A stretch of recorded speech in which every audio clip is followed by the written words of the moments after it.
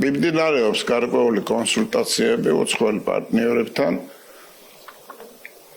ექსპერტების შეხვედრების სამთავრობო სტრუქტურებში მე ვერ ვიტყვი ჯერჯერობით არ ვიცი ზუსტად. ელაპარაკებიან, მაგრამ ვის ან რაზე ჯერ არ ამბობენ. ქართული ოცნება არ ამხელს რა გეგმა აქვს თელასის სანქციების ქვეშ მოქცევის შემდეგ. ევროკავშირის განმარტებამ ცხადი გახადა, რომ სანქცირებული არა მხოლოდ რუსული ენერგოგიგანტი ინტერრაო, არამედ მისი შვილობილი კომპანიები. მათ შორისაა თბილისის მთავარი ელექტრომიმწოდებელი კომპანია. თელასის საკონტროლო პაკეტს 75% ნიდერლანდებში რეგისტრირებული კომპანიის გავლით ინტერრაო ფლობს.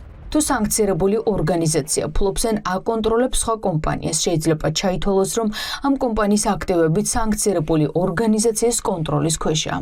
შესაბამისად, ზემოთ აღნიშნული აკრძალვები ვრცელდება იმ არასანქცირებულ კომპანიებზეც, რომლებიც სანქცირებული ორგანიზაციის საკუთრებაში ან კონტროლის ქვეშ იმყოფებიან. ამასთან აღნიშნული პრეზუმფცია შეიძლება თითოეულ კონკრეტულ შემთხვევაში გაბათილდეს.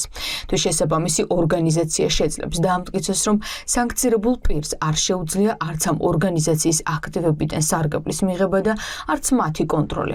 BMG-ისთვის გაგზავნილ პასუხში ევროკომისია განმარტავს, რომ თუ სანქცირებულია ინტერრაო, სანქციების ქვეშაა მისი კონტროლის ქვეშ მყოფი სხვა კომპანიებიც.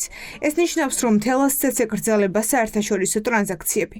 მაშინ როგორ უნდა იფუნქციონიროს კომპანიამ, რომელიც დედაქალაქს დენს აწვდის? როდესაც ქართული ოცნების ხელისუფლება ამბობდა, რომ კრიტიკული ესეთი ობიექტების, სტრატეგიული ობიექტების გადაცემა არ შეიძლება არც რუსეთისთვის და არც ნებისმიერი სხვა ხარისათვის, თუ კი არ იქნება ამ მართვაში საქართველოს ხარის სრულფასოვანი მონაწილეობა, მაშინ ამ პერიოდში მთელი პროპაგანდისტული აპარატი ამბობდა იმას, რომ ფულს სული არ ასდის. დღეს ეს ვითარება დადგა მსოფლიოში. ჩვენ ყველაფერს გავაკეთებთ იმისათვის, რომ საქართველოს მოსახლეობაზე ამან არ იმოქმედოს. ელექტროსისტემას და ელექტროენერგიას და ზოგადად ნებისმიერ ენერგომატარებელს საფრთხე არ ემუქრება და არ შეექმნება. ივანიშვილის გუნდი ხალხს ამშვიდებს, მაგრამ სანქციები უკვალოდ ვერ ჩაივლის.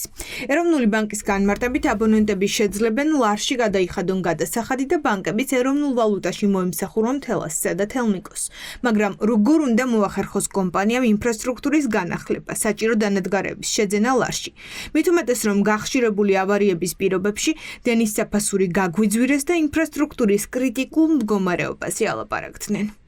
შესაძლებელია სააბონენტო გადახდების ნაწილში მას პრობლემა არ ქონდეს, იმდენ რამდენადაც ლარის ანგარიშები რჩებათ, თუმცა საერთაშორისო ტრანზაქციებზე, საერთაშორისო გადარიცხვებზე და ასე შემდეგ, მას ექნება უდიდესი პრობლემები. ეს ნებისმიერი ტრანზაქცია, რომელიც ნებისმიერ საერთაშორისო შესყიდვასა თუ მომსახურებას ესაჭიროება, იქნება მისთვის მიუღწეველი და შეუძლებელი და თუ გავითვალისწინებთ იმ სტრატეგიულ მნიშვნელობას, რომელსაც წარმოადგენს თელასი, მისთვის ასევე ეს საერთაშორისო ტრანზაქციები არის სასიცოცხლოდ მნიშვნელოვანი. შეიძლება უბრალოდ რაღაც მომენტში თელასმა და თელნიკომ ვეღარ უზრუნველყოს დენის მოწოდება თბილისში. ამ კომპანიებს ჰქონდათ ვალდებულება ინვესტიციების განხორციელების. ცოტა ხნის წინ ჰქონდა შემთხვევა, როცა მთელი ქვეყანა გაითიშა ორჯერ და ფაქტიურად პარალიზება მოხდა სახელმწიფოსი. როგორ აპირებს ეს ორი კომპანია თავისი ინფრასტრუქტურის, თან კრიტიკული ინფრასტრუქტურაა ეს. ფუნქციონირების უზრუნველყოფას, განახლებას, როცა ის ვერ რიცხავს თანხებს დოლარში, უცხოეთში, ეს არის ძალიან სერიოზული საფრთხე. ეკონომისტები ქართული ოცნებისგან ელიან, რომ ამ შანსს გამოიყენებს და რუსული სახელმწიფო კომპანიისგან წილების გამოსყიდვაზე მოლაპარაკებას დაიწყებს. ინტერრაოს სანქცირებამ აჩვენა, რამდენად დიდი საფრთხეა ქვეყნისთვის სტრატეგიული აქტივების ოკუპანტის ხელში ყოფნა. ამიტომ გამოსავალი თელასის წილების სახელმწიფოს მიერ შესყიდვაში ან ახალ ინვესტორზე გაყიდვაშია. თავარი საკითხი არის შემდეგი. რამდენად გამოიჩენს საქართველოს დე-ფაქტო მთავრობა სიმკაცრეს და გამჭრიახობას და ეცდება ამ აქტივის ხელში ჩაგდებას.